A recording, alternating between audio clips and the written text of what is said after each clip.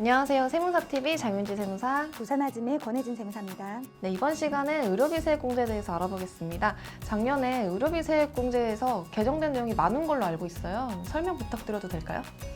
이 의료비 말도 많고 탈도 많고 참 어렵죠.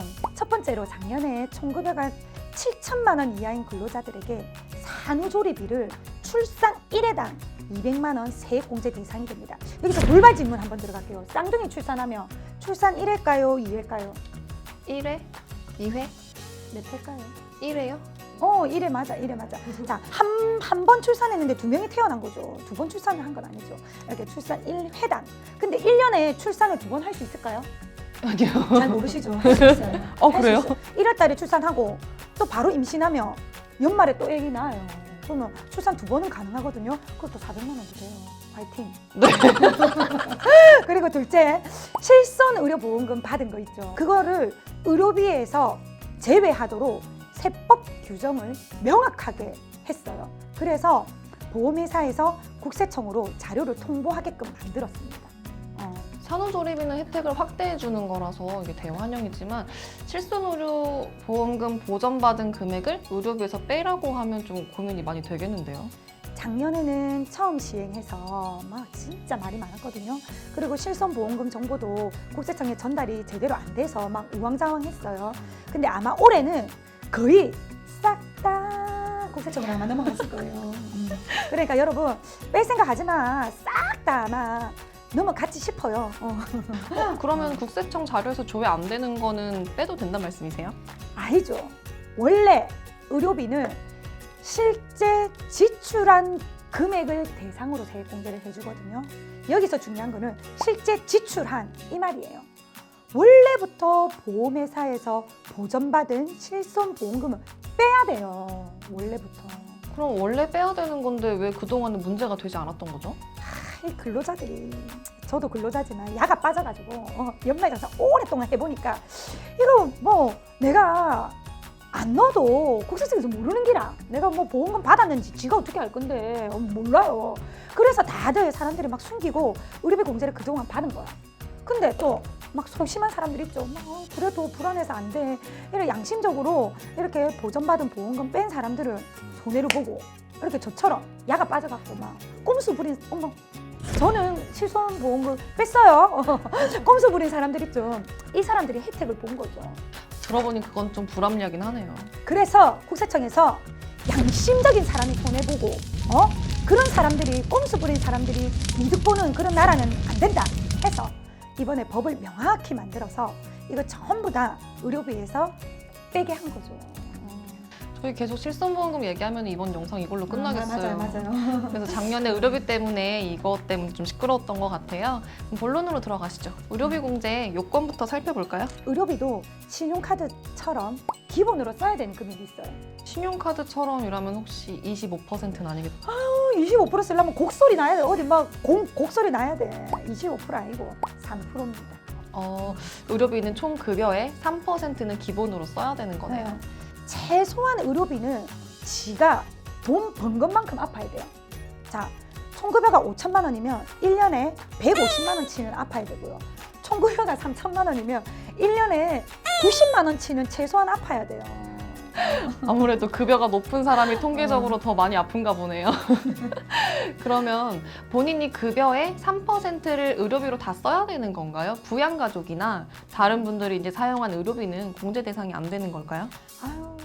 기부금, 보험료, 신용카드 이것도 뭐 요건 되면 부양가족이 쓴 거 공제해주잖아요. 설마 의료비 안 해주겠어요? 그렇죠. 그럼 어떤 요건을 충족해야 의료비 공제 대상이 되는지 알려주세요. 아픈데 요건이 어디 있습니까? 사람이 먼저다.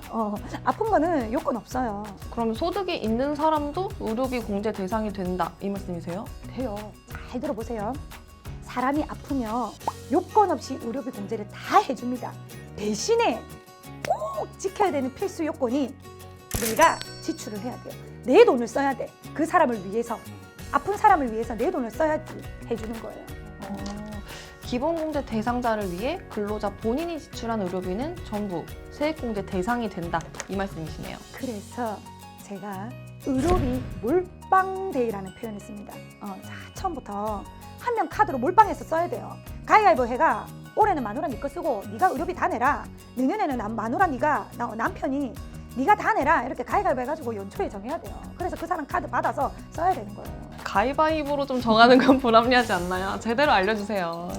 의료비는 일단 총급의 3%를 초과해서 쓰는 것 자체가 어려워요. 특히나 이제 실손 의료비 보전받은 것도 빼야 되잖아. 그럼 이제 더 어려워지거든요. 그래서 의료비는 연초에 누구한테 정할지 몰빵할지 정해야 돼요. 상대적으로 급여가 적은 사람한테 몰빵해주는 게 좋겠죠. 그렇게 하시면 되는데 몰빵할 때 주의할 점이 있어요. 150만 원 기본 공제는 야가 받고 의료비는 내가 몰빵한다. 이건 안 돼요. 150만 원 받는 사람을 내한테 몰빵하면 안 되고 150만 원 못 받는 사람들 있죠. 150만 원 못 받는 사람들은 내가 몰빵이 되는데 기본 공제 해당자들은 내가 몰빵을 해도 안 돼요. 그건. 네, 연초에 정해야 되는 이유가 본인이 지출한 의료비만 공제가 되기 때문인 거네요. 그렇죠. 그래서 저는 연초에 신랑 카드를 하나 받거든요.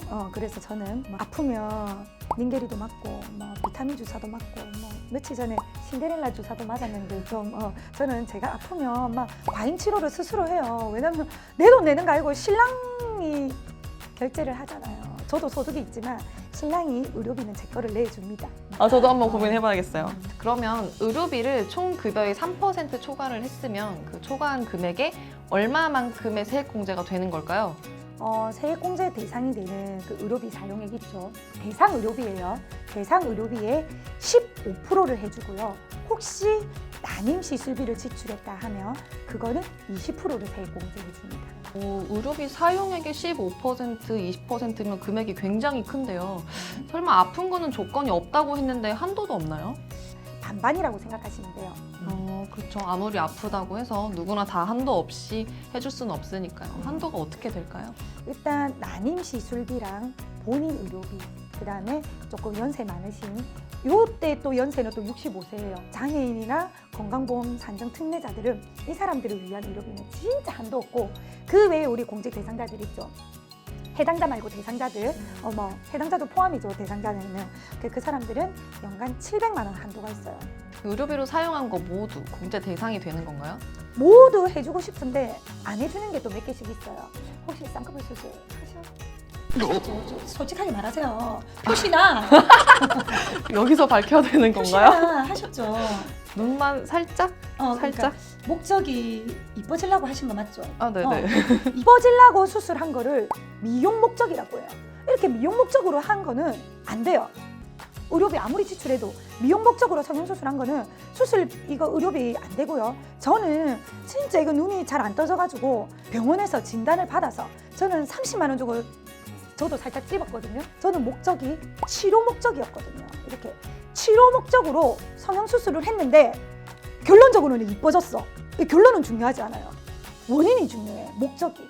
저는 치료 목적이었거든요. 그래서 저는 의료비 공제가 되고 본인은 의료비 공제가 안 돼요. 이런 거 잘 보셔야 되고. 불합리하네요. 그리고 보약 먹는 거 있죠. 내 건강해지려고 오래 살라고. 건강 증진을 위한 이런 것도 안 되고. 그리고 또 간혹 외국 가서 막 의료 아팠는데 외국 가서 막 이렇게 치료받는 사람들 있죠. 이것도 안 돼요. 왜냐면 대한민국도 충분히 의료 기술이 뛰어나다고 국세청이 인정을 해줬어요. 국세청이 인정한 우리 한국에서 의료 기술이 뛰어난 한국에서 치료를 받으십시오.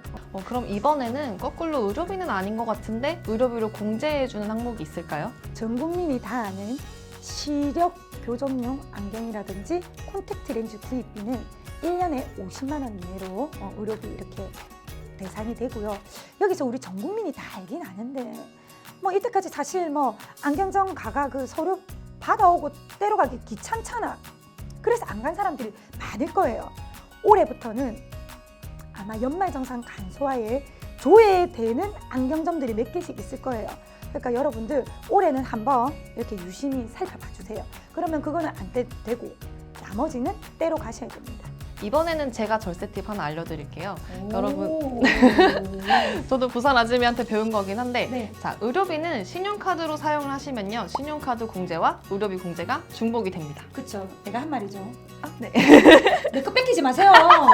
뺏기지 마. 저도 또 배웠죠, 옆에서. 알겠습니다. 네. 자, 그럼 마지막으로 저희 의료비 공제를 받으려면 어떤 서류를 내야 되는 걸까요? 아, 진짜 지겹다, 맞죠? 연말정산 간소화에 가시면 의료비가 다 뜰 거예요. 혹시 안 뜬다 하면 직접 떼러? 그렇죠. 떼러 가야 됩니다. 서류를 떼러 가시면 되는데, 자, 여기서 잠깐. 총 급여의 3%만큼 의료비를 쓰지도 않았는데 연말정산 간소화에 가니까 나 여기 병원에서 썼는데 의료비 안 뜨네 해서 병원에 가서 그 서류 받아오는 사람들 있죠. 어차피 의료비 공제 안 돼요. 안 되는데 그 제발 좀 그 뻘짓거리 좀 하지 마세요. 그 어차피 공제도 못 받는데 서류 이만큼 챙겨오면 내가 미안해. 왠지 해줘야 될 것 같고 자기 급여에 3% 썼는지 꼭 확인하시고 서류를 떼러 가셔야 됩니다. 네, 정말 고생 많으셨습니다. 자, 그러면 다음 시간에는 교육비 공제 이제 마지막인가요? 네. 그렇네요. 마지막입니다. 다음 시간. 그럼 다음 시간에 뵙도록 할게요. 그리고 저희 세무사TV에서 연말정산 퀴즈 이벤트를 진행하고 있으니 꼭 참여 바랍니다. 오늘 강의가 도움 되셨다면 저희 구독과 좋아요 눌러주세요. 안녕하세요. 안녕.